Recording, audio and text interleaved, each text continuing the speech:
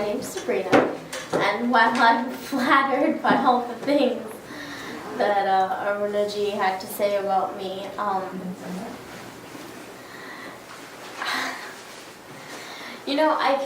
can talk about how I'm in this great stage of recovery.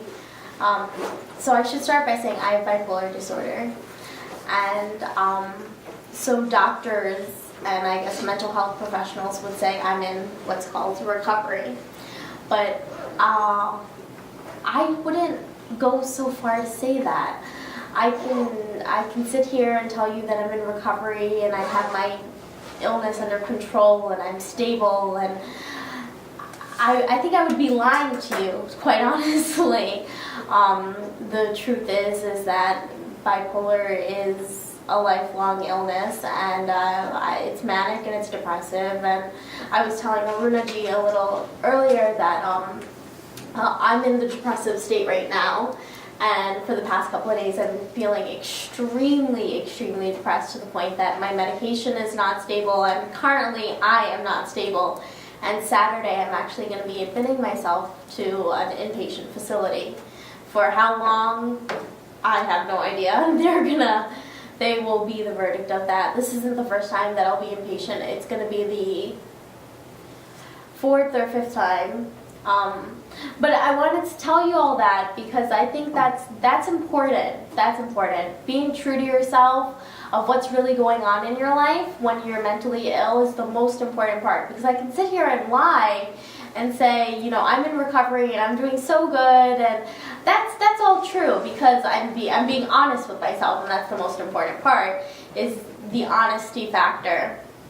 But being mentally ill is more than just telling yourself all the time that you're doing good. It's being true to yourself and knowing what's right and what's best for you. And right now, what's best for me is knowing that I'm not doing well and that I have to admit myself. So let me tell you a little bit about, I'm going to backtrack now a little bit about how I got here. So, like Aruna was saying, my name's Subrina. Okay? My name's Subrina. I'm 24 years old. I'm currently a master's student at Columbia University. So, I live by myself. Well, I live alone relatively. I live with 2 law students, and I'm working towards doing my degree in South Asian Studies. I did my bachelor's at Stony Brook University. I also lived alone. So I moved out when I was 18. I was diagnosed when I was 16. So before my diagnosis, I feel like it's important that I talk to you a little bit about that, because I feel like that's really why I wanted to come speak. That's why speaking out is so important to me. Aruna mentioned that I decided to start blogging and whatnot, and it's really because when I was 14, I started feeling panicky and anxious and really depressed and nervous, and a lot of things that I thought maybe were normal teenage feelings. And then I realized, after talking with my friends and sleepovers, that these other kids aren't feeling what I'm feeling. Something is clearly wrong with me. So I go, mama, papa, blah, blah, blah, here's my conversation now. And I'm told I'm being a drama queen. Mama and papa didn't take my news so well. So I said, I would like to see a therapist. They didn't like that news well either. They said, we are Indian. And I don't mean to offend anyone by saying this, but I was told that this American culture is not our culture. And part of our culture is not airing our dirty laundry out for other people to hear. So I was told that seeing a therapist wouldn't be the best route to take. And this is all, Aruna had heard the story from the Shades of Shakti. So I was told that I was being a drama queen, and that it shouldn't take. So all these feelings started manifesting in a very, very physical form. I lost massive amount of weight to the point that they were thinking, is she anorexic? Well, what is this? Anorexia is also a mental illness, so that wasn't allowed either. So, I mean, I needed to have an illness that was physical for my parents to accept it. So when it became the fact that I started having seizures, that was okay, because seizures are physical. So then I had an episode. I wouldn't call it panic attack. I had an episode at school, and my heart rates went through the roof, and they had to call me out. The nurse had to call the doctor, and it was a whole situation. The doctor finally says, your daughter needs to see a psychiatrist. So that brings us to this date of October 26, 2006, which is if you've read any of the articles that I've written, is the life-changing date of everything. And I say constantly that I use these dates to mark major events in my life, because I feel that Hallmark shouldn't define the dates that are important in my life. I should, because it's my life. It's your life. You should define what's important to you. Not like, Valentine's Day is coming up. Why is Valentine's Day important? Because Hallmark said it's important. Really, what should be important? Your wedding anniversary, your divorce anniversary, whatever. But you should define the life-altering decisions in your life. So on October 26, 2006, every year, I celebrate that day. Not in a balloons, birthday cake type of way, but celebrate that way of my journey, of how far I've come from the 2006. So I want to talk to you a little bit now about my diagnosis, because the day I was diagnosed was the day I realized that I'm going to be different. Different, but not because I'm bipolar. Different because of the way I'm going to think about being bipolar. Does that make sense? Did I lose anyone yet? Does anyone have any questions? I don't want to just talk and talk and talk and just be me talking.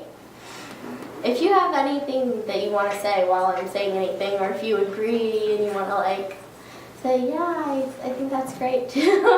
I think that is a momentous thing that you just said. Which part? Thinking, I am going to think differently about myself. So the thinking part, so you can learn to accept what it is and just move on, that type of thing. So, right, so that brings me to, so I have this appointment, and it's on October 26, 2006. And ironically, October 26, 2006, I was kind of I had a crush on this boy, and in my mind, we were kind of dating, and that was his birthday. So it was kind of a special day. That's a weird story. So anyway, so that's just a cute little thing. But so I remember driving up, so my parents actually came to the appointment with me, because I'm 16, I'm underage, and my dad came. And I'm mentioning that because so I've been diagnosed for 8 years now, and that is the first and only time he has ever been to the doctor with me. So, wow. just, wow. I'm not saying he's a bad person. I'm not saying he's a bad father. I'm just saying it says something about our community. Yeah. You know? Yeah. Okay. Definitely. My mom I'm not saying my mom is a better person because she came. I'm saying she didn't have a choice to come because she was the driver. Mm-hmm. How would I get there? Now, once I learned to drive, she stopped coming. And I'm not saying she wouldn't have come if I asked, but I'm just saying I saw the pain in her eyes when she was there. And I knew being bipolar was my problem. It was my burden. And it wasn't something I wanted to ever put on my parents if I didn't have to. So that's why even admitting myself on Saturday, I'm going to do that with my boyfriend. Because that's my problem, and if he chooses to have a future with me, one day too, it might be his problem. No, not his problem, but it will be a problem we share. It shouldn't, I can see the pain in my parents' eyes. So I saw the pain that day for them on October 26, 2006. So we go into the doctor's office, and I did not know what this woman was going to say. I thought, okay, I know I'm feeling anxious, nervous, but I didn't know what bipolar was. We didn't talk about it in our community. I didn't know what bipolar was. I didn't know what depression was. I didn't know what anxiety was. I knew what being sad was. I knew what being happy was. That's what I knew. And I'm 16 years old. I didn't think she was going to say any. I thought she might have said, you have headaches. Honest to God, I had no idea what she was going to say.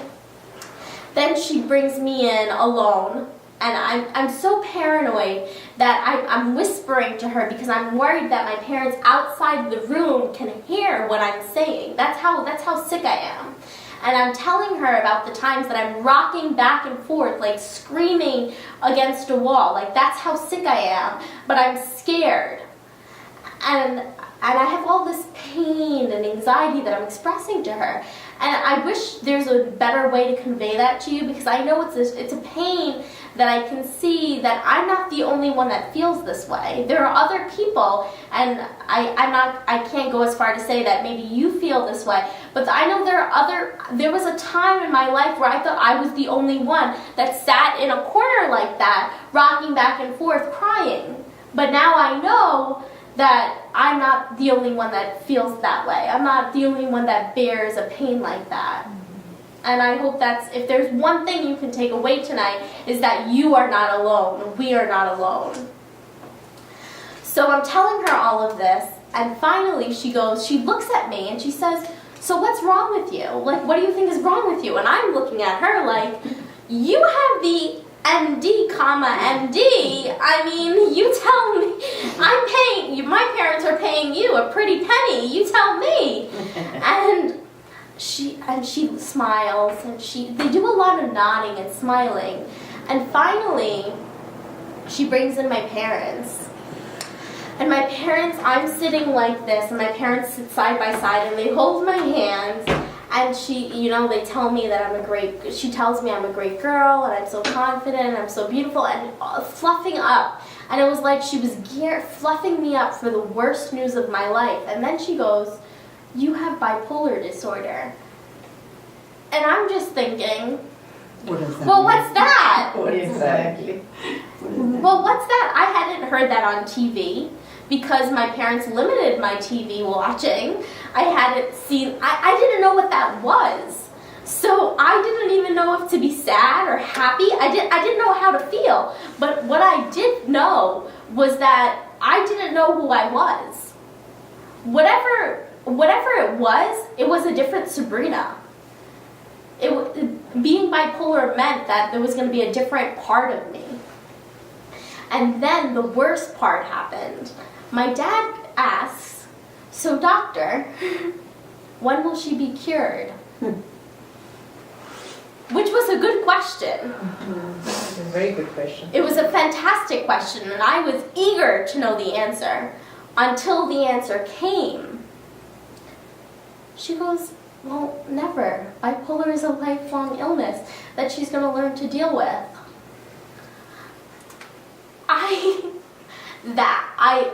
I screamed like I never thought I could scream in my life. I could not believe that life as I knew it had, at that specific moment, life as I knew it had ended.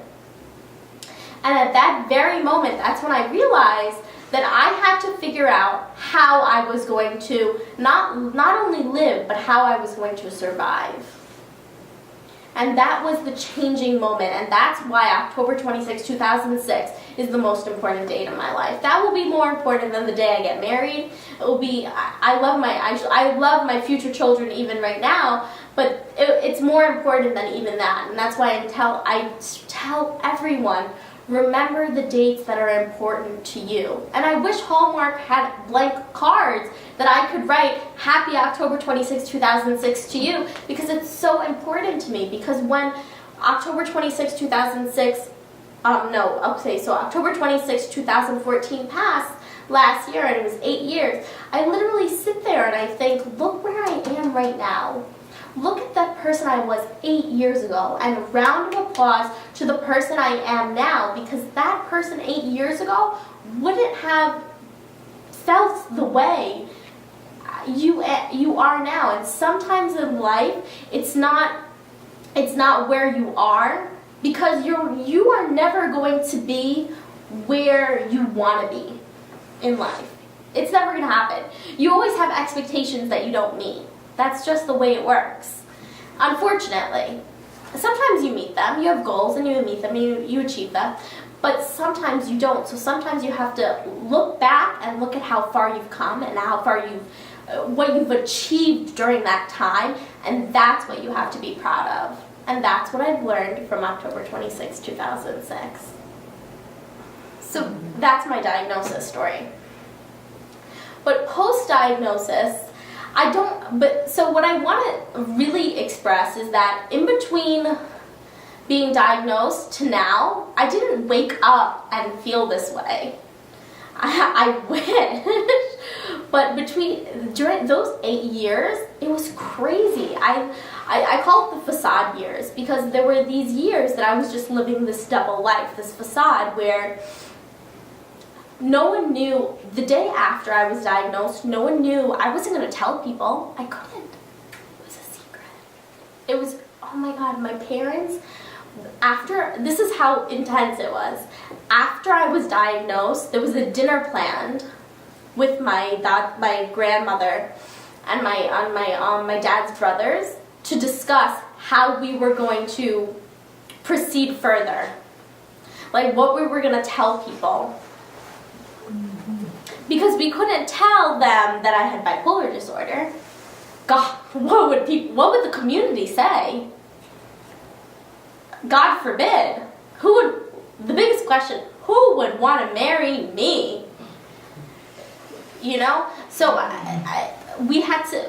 so I felt so bad about myself that I had to think about, how am I going to live this double life? Until there was a point where I realized that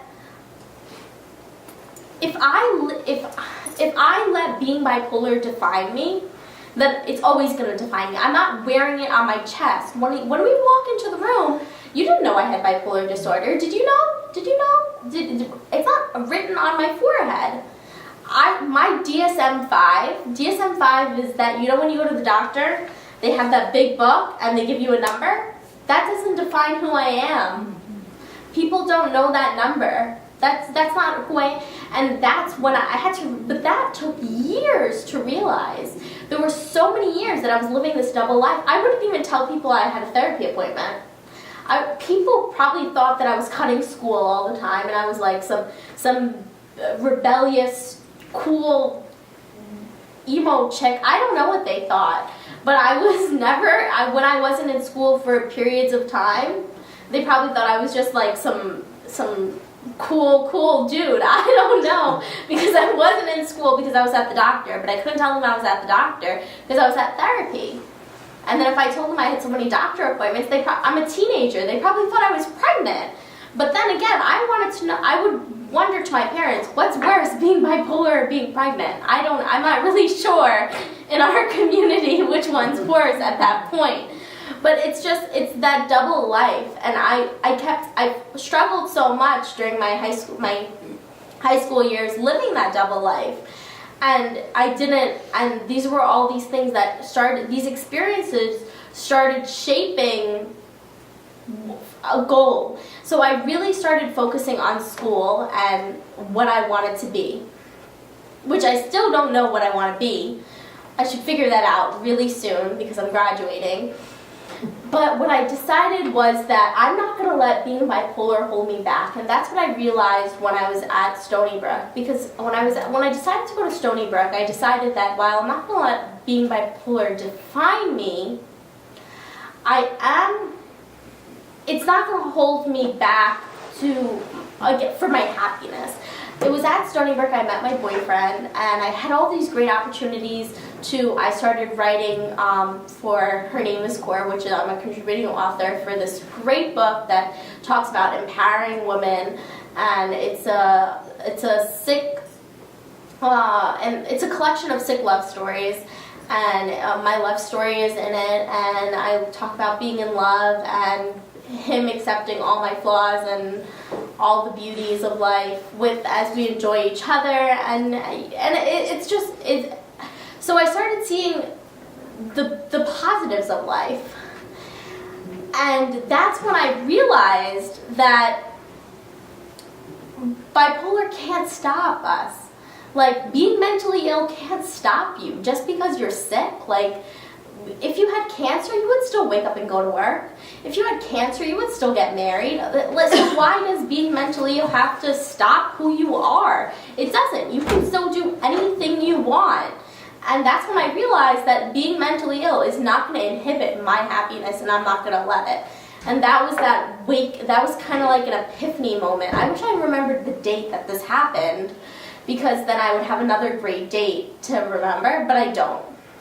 But what I do remember is the date I got into Columbia University, because that was May 2nd. May 2nd, 2013, and that was the day I realized that I can accomplish anything. But before that, tragedy happened.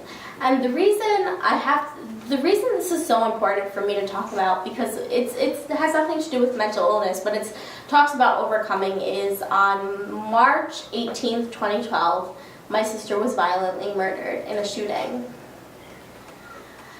And it's one of those things that happens that you never think, like, you know how you watch the news every night? And you think of those people and you're like, wow, that's really sad. Mm-hmm. You know, like, how do they deal? How do they handle that type of distress? And I used to think those things, and then one day I turned on the news and there was my family. And I wanted to understand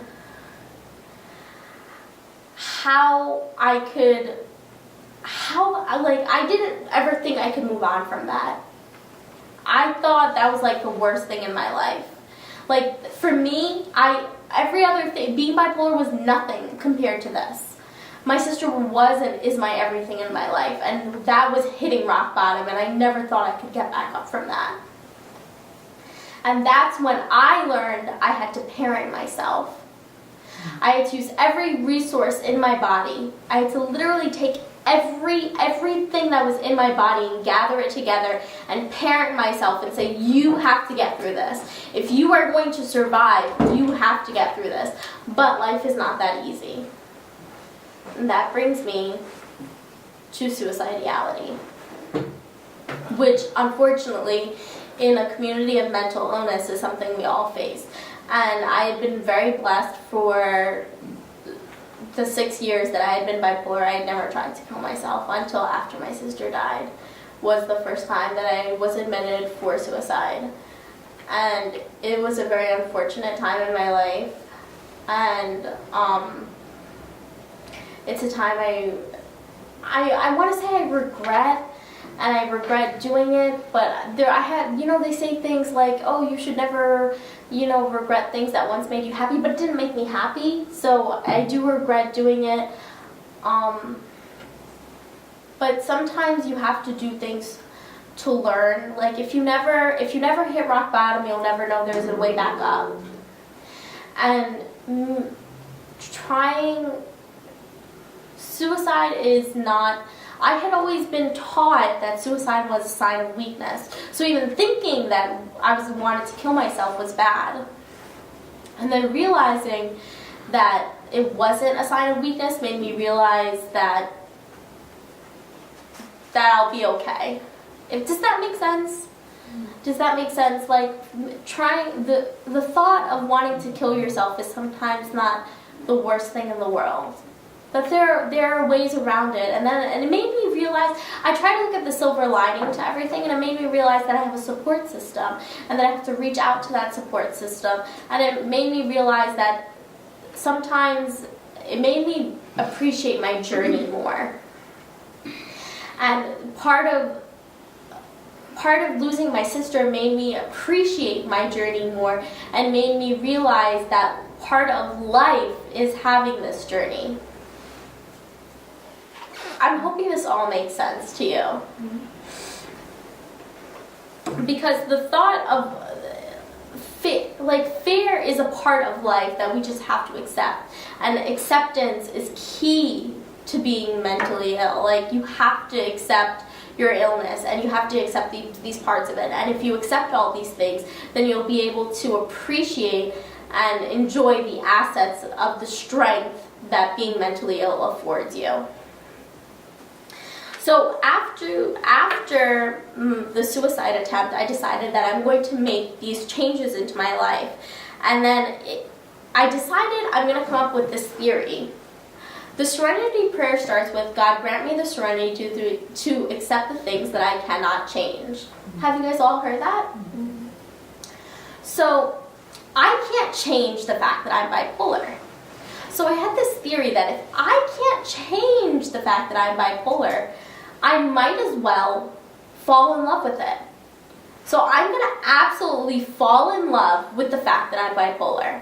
So I'm going to accept every part of being bipolar.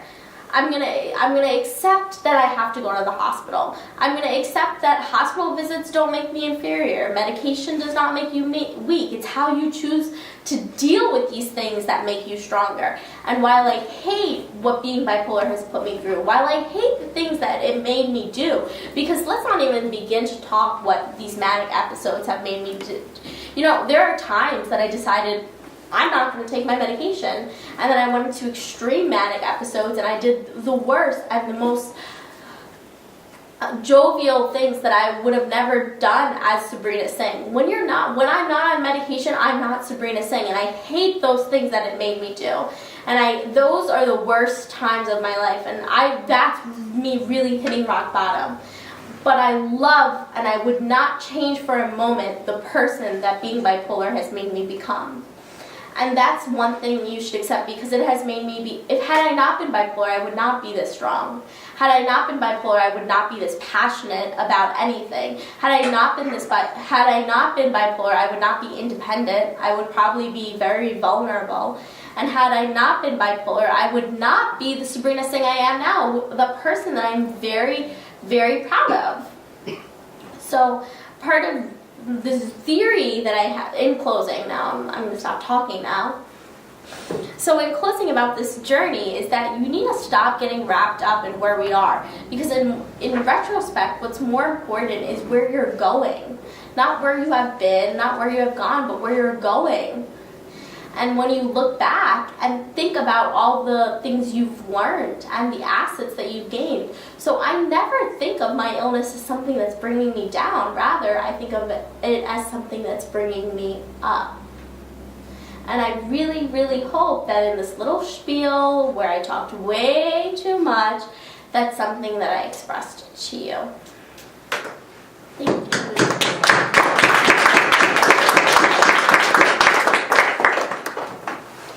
Does anyone have any questions or comments? Or